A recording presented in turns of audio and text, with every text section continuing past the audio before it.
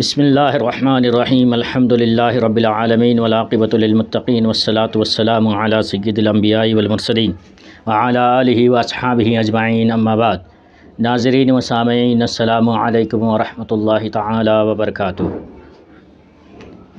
فوائد الفواد ملفوظات و تعلیمات سلطان المشائخ نظام الدین اولیاء محبوب الہی کو پڑھنے کی سعادت حاصل کر رہے ہیں۔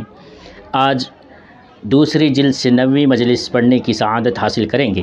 حضرت خواجہ امیر حسن اعلیٰ سجزی رحمۃ اللہ تعالی علیہ فوائد الفواد کی دوسری جلد 9ویں مجلس میں فرماتے ہیں، اسی سال ماہ ربیع الثانی کی 10ویں تاریخ ہفتے کو قدم بوسی کی دولت حاصل ہوئی۔ دعا کا ذکر نکلا، فرمایا کہ دعا بلا نازل ہونے سے پہلے کرنی چاہیے۔ دعا بلا نازل ہونے سے پہلے کرنی چاہیے۔ عربی الفاظ میں فرمایا کہ جب بلا اوپر سے نازل ہوتی ہے، دعا نیچے سے اوپر جاتی ہے اور ہوا میں دونوں کا ایک دوسرے سے ٹکراؤ ہوتا ہے۔ اگر دعا میں طاقت زیادہ ہوتی ہے تو بلا کو پیچھے ہٹا دیتی ہے۔ دعا میں اگر زیادہ طاقت ہوتی ہے تو وہ بلا کو پیچھے ہٹا دیتی ہے، ورنہ بلا نیچے آ جاتی ہے۔ دعا بلا نازل ہونے سے پہلے کرنی چاہیے، ٹھیک ہے۔ جب دعا بلا اوپر سے نازل ہوتی ہے، دعا نیچے سے جاتی ہے تو دونوں کا آپس میں ٹکراؤ ہوتا ہے، اور اگر دعا زیادہ طاقتور ہوتی ہے تو وہ بلا کو پیچھے ہٹا دیتی ہے، ورنہ بلا نیچے آ جاتی ہے۔ اس بات کے مناسب حال یہ حکایت بیان فرمائی کہ جب تاتاری کافروں کی یورش ہوئی اور مغلوں کی بلا نیشاپور پہنچی تو وہاں کے بادشاہ نے کسی کو فرید الدین عطار قدس اللہ سرہ العزیز کے پاس بھیجا کہ دعا کیجیے۔ جب تاتاریوں کا حملہ ہوا، مغلوں کی بلا نیشاپور پہنچی تو اس وقت وہاں کے بادشاہ نے حضرت فرید الدین عطار کے پاس بھیجا کہ حضرت دعا کریں کہ اس سے چھٹکارا ملے۔ انہوں نے جواب دیا کہ دعا کا وقت گزر چکا ہے، اب تو رضا کا وقت ہے، یعنی خدا کی طرف سے بلا نازل ہو چکی ہے، اب تو خود کو اس کی مرضی پر چھوڑ دینا چاہیے۔ انہوں نے کہا کہ اب تو بلا نازل ہو گئی ہے، اب رضا کا وقت ہے، اس پر راضی ہونا ہے، یعنی خدا کی طرف سے بلا نازل ہو گئی ہے، اب خود کو خدا کی مرضی پر چھوڑ دو۔ پھر فرمایا کہ نزول بلا کے بعد بھی دعا کرنی چاہیے۔ بلا نازل ہوئی تب بھی دعا کرنی چاہیے، بلا نازل ہونے کے پہلے بھی دعا کرنی چاہیے۔ اگرچہ کہ اس طرح بلا دور نہیں ہوتی، لیکن بلا کی صعوبت، بلا کی تکلیف کم ہو جاتی ہے، بلا کی جو سختی ہیں وہ کم ہو جاتی ہیں۔ اس کے بعد صبر و رضا کا ذکر نکلا۔ ارشاد ہوا کہ صبر اور رضا دونوں کی ڈیفینیشن کیا ہے؟ آپ فرماتے ہیں، صبر یہ ہے کہ جب بندے کو کوئی ناگوار بات، ناپسندیدہ بات پیش آئے تو اس پر صبر کرے اور شکایت نہ کرے۔ کوئی ناپسندیدہ بات پیش آئے تو وہ کیا کرے؟ اس پر صبر کرے، شکایت نہ کرے، یہ صبر ہے۔ اور رضا یہ ہے کہ جب بندے کو کسی ناپسندیدہ چیز سے واسطہ پڑے تو اس کو ناگواری نہ ہو، یعنی جب بندے کو کوئی ناپسندیدہ چیز سے واسطہ پڑے تو وہ چیز اسے ناگوار نہ ہو، جیسے کہ اسے بلا سے سابقہ پڑا ہی نہیں ہو، ایسا ہو کہ یہ چیز اس کے ساتھ ہوئی ہی نہیں، ایسا ہو۔ پھر فرمایا کہ متکلمان اس مفہوم کو درست نہیں سمجھتے، وہ کہتے ہیں کہ کس طرح سوچا جا سکتا ہے کہ کسی کو ناگوار بات سے سابقہ ہو اور وہ اس پر ناگوار نہ گزرے، ایسا ہو ہی نہیں سکتا، یعنی ناپسندیدہ چیز کا اسے سابقہ ہو اور وہ چیز اسے ناپسند بھی نہ ہو، ایسا ہو ہی نہیں سکتا۔ ارشاد ہوا کہ اس کے بہت سے جواب ہیں، اس بات کے متکلمین کی اس بات کے بہت سارے جواب ہیں۔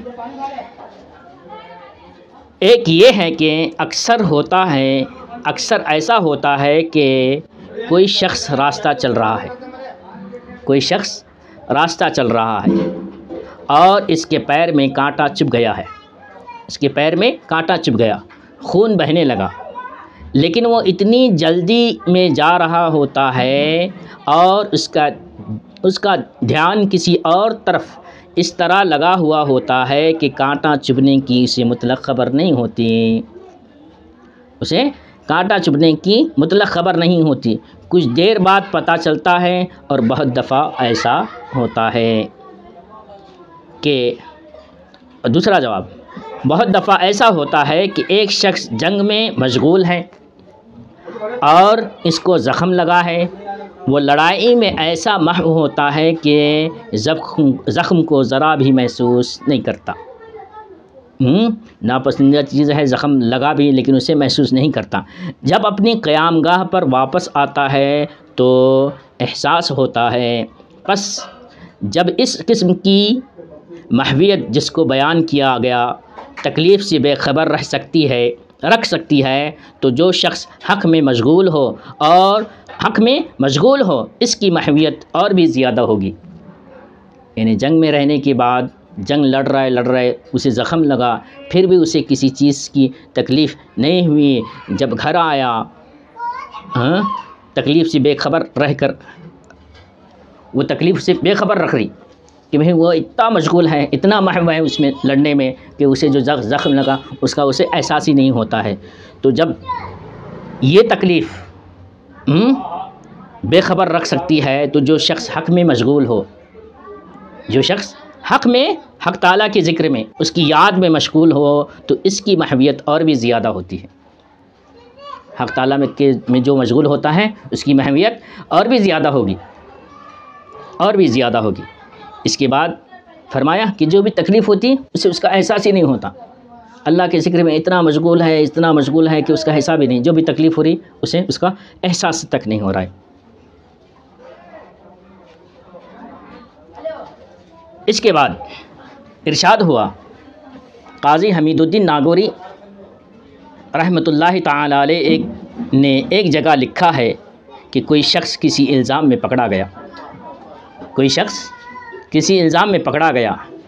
اس کو 1000 بید لگائے گئے، لیکن اس نے ذرا بھی زاری نہ کی، اس پر چوٹ اور تکلیف کا اثر بھی نظر نہ آتا تھا۔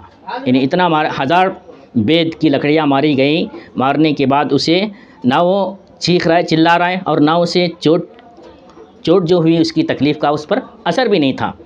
سزا ملنے کے بعد اس سے پوچھا گیا کہ تجھ کو اس مارنے سے ذرا بھی تکلیف نہیں ہوئی، تجھے مارنے سے کوئی تکلیف نہیں ہوئی؟ اس نے جواب دیا، اس شخص نے جواب دیا کہ جب مجھے مار رہے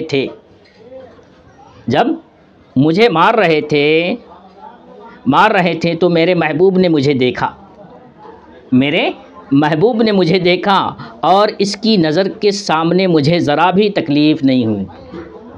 یعنی مجھے محبوب میں دیکھ لیا اور اس کی دیکھنے میں اتنا مشغول ہو گیا کہ مجھے مارنے کی ذرا بھی تکلیف نہیں ہوئی۔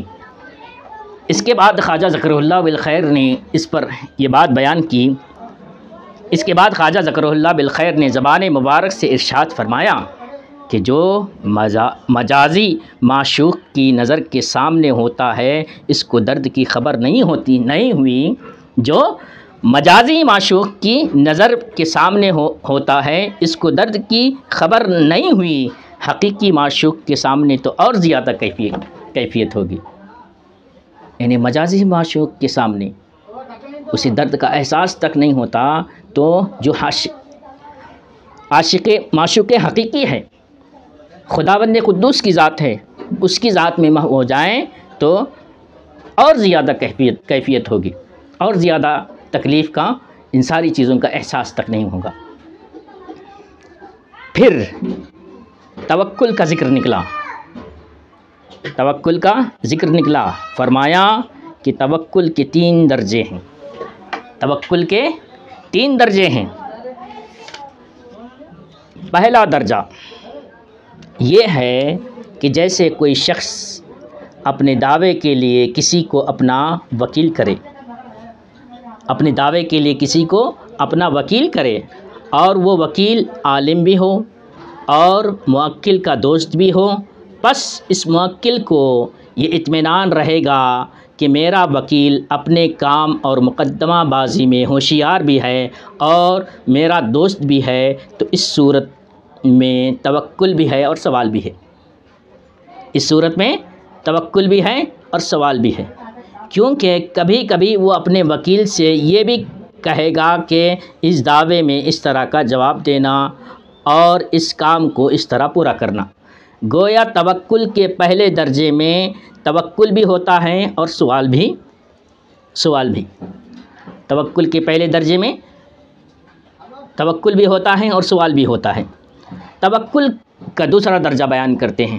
توکل کے دوسرے درجے کی مثال ایسی ہے جیسے کوئی دودھ پیتا بچہ ہو، اس کی ماں اس کو دودھ پلاتی ہے، اس کو محض توکل ہوتا ہے، سوال نہیں ہوتا، اس کو محض توکل ہوتا ہے، سوال نہیں ہوتا۔ بچہ یہ نہیں کہتا کہ فلاں وقت دودھ دینا ہے، بس رونے لگتا ہے اور تقاضا نہیں کرتا، اور یہ نہیں کہتا کہ مجھے دودھ دو، اپنی ماں کی شفقت پر اس کو بھروسہ ہوتا ہے، لیکن ماں کی شفقت پر اس کو بھروسہ ہوتا ہے، لیکن توکل کے تیسرے مرتبے کی مثال، پہلا توکل، دوسرا توکل بیان کرے، دودھ پیتے بچے کی مثال دی، اب تیسرے توکل کی مثال دے رہے ہیں، تیسرے درجے کی مثال دے رہے ہیں۔ کہتے ہیں تیسرا مرتبہ کیسا ہے؟ مثال غسل میت دینے والے کے سامنے مردے کی سی ہے، یعنی مردے کی غسال کے ہاتھ میں ہے، جس طرح مردہ غسال کے ہاتھ میں ہوتا ہے، نہلانے والے کے ہاتھ میں ہوتا ہے۔ مثال غسل میت دینے والے کے سامنے مردے کی سی ہے کہ مردہ نہلانے والے سے کوئی سوال نہیں کرتا، اس سے کوئی حرکت سرزد نہیں ہوتی، سوال بھی نہیں کرتا، حرکت بھی نہیں ہوتی۔ نہلانے والا جس طرح بھی اسے ضرورت ہوتی ہے اسے پھیرتا ہے اور نہلاتا ہے، اسے جس طرح ہوتا ہے اسے پھیرتا ہے اور نہلاتا ہے۔ توکل کا تیسرا مرتبہ یہی ہے، توکل کا تیسرا مرتبہ یہی ہے، اور یہ مرتبہ اعلیٰ ہے اور بلند ہے، یہ مرتبہ اعلیٰ اور بلند ہے۔ تیسرا مرتبہ، پہلا، دوسرا، تیسرا مرتبہ، تیسرا مرتبہ جو ہے سب سے اعلیٰ اور بلند ہے۔ اسی مجلس میں کھانا لائے گا، حاضرین میں سے ایک شخص نے ازراہ خوش طبعی کہا کہ میں فلاں جگہ تھا اور میرا پیٹ بھرا ہوا تھا، لیکن جب تمتاج ایک قسم کا کھانا ہے سامنے رکھی گئی تو میں اسے چھوڑ نہیں سکتا، یعنی وہ چیز میرے سامنے ہے تو وہ مجھے پسند ہے، میں اسے چھوڑ نہیں سکتا، کھانا ہی چاہتا۔ یہ اور اس قسم کی دوسری خوش طبعی کی باتیں اس نے کی۔ خواجہ ذکرہ اللہ بالخیر نے تبسم کیا اور اس موقع کی مناسبت سے ایک حکایت بیان فرمائی۔ خواجہ نے مسکرا کر اسی مناسبت سے ایک حکایت بیان فرمائی کہ میں ایک دفعہ شیخ جمال الدین ہاشمی رحمۃ اللہ تعالی علیہ کے پاس گیا۔ اشراق کا وقت تھا اور سردی کا موسم تھا۔ جمال الدین نے مجھ سے مخاطب کر کے یہ دو مصرعے پڑھے کہ آج کی سردی تو گھی اور ہریسہ اور پراٹھے ہوتے تو خوب اچھا ہوتا، آج کی سردی میں گھی، پراٹھے اور ہریسہ وغیرہ ہوتا تو بڑا اچھا ہوتا، یہ کہا۔ تو میں نے کہا، نظام الدین اولیاء محبوب الہی کہتے ہیں کہ میں نے کہا ذکر الغائب غیبت کی اپنی تعریف فرمائی، یعنی غائب جو موجود نہ ہو اس کا ذکر کرنا غیبت ہے، غائب کا ذکر کرنا غیبت ہے۔ شیخ جمال الدین رحمۃ اللہ تعالی علیہ بولے میں نے اسے حاضر کر لیا ہے تب کہتا ہوں۔ شیخ جمال الدین نے کہا کہ میں نے اسے حاضر کر لیا ہے، میرے پاس موجود ہیں۔ بس اسی وقت جیسا کہ انہوں نے کہا تھا یہ چیزیں لائی گئیں، بچھے ہوئے دسترخوان اور موجود کھانے کی نسبت سے حکایت بیان فرمائی کہ دسترخوان بچھا ہوا تھا، کھانا موجود تھا، اسی مناسبت ایک حکایت بیان فرمائی۔ ایک شخص محمد نامی تھا، وہ شیخ الاسلام فرید الدین قدس اللہ سرہ العزیز کی خدمت میں بیٹھا تھا۔ کھانا لایا گیا تو دسترخوان اور کھانا رکھنے کا کپڑا موجود نہ تھا۔ دسترخوان لایا گیا، کھانا رکھا ہوا تھا، کھانے کا کپڑا موجود نہ تھا۔ شیخ نے فرمایا کہ روٹی زمین پر رکھ دو۔ حاضر الوقت کے دل میں خیال گزرا کہ اگر دسترخوان ہوتا تو اچھا تھا۔ شیخ نے 2 انگلیوں سے ایک دائرے کی صورت کھینچ دیا اور اس شخص سے کہا کہ محمد بس سمجھو کہ یہی دسترخوان ہے۔ اس کے بعد ارشاد ہوا کہ واقعہ ابتدائی زمانے کا تھا، شروع زمانے کا نہیں تھا، کپڑا نہیں تھا، تو اس طرح آپ نے کیا تھا۔ ہمیں مشائخ کے ان ملفوظات کو سمجھنے، سمجھانے، توکل اور اس کے مراتب کو جاننے پہچاننے کی توفیق عطا فرمائے۔ اللہ پہ بھروسہ ایسے ہی ہو، ایسے ہی اپنے آپ کو اللہ کے حوالے کریں، اللہ کے بھروسے کریں جیسے مردہ غسال کے ہاتھ میں ہوا کرتا ہے۔ یہ توکل کا بہترین اعلیٰ درجہ ہے۔ ہم دعا کرتے ہیں اللہ تبارک و تعالیٰ ان بزرگوں کے صدقے ہمیں توکل کا اعلیٰ درجہ عطا فرمائے۔ آج فوائد الفواد کی دوسری جلد سے 9ویں مجلس ختم ہوتی ہے۔ وآخر دعوانا ان الحمد للہ رب العالمین۔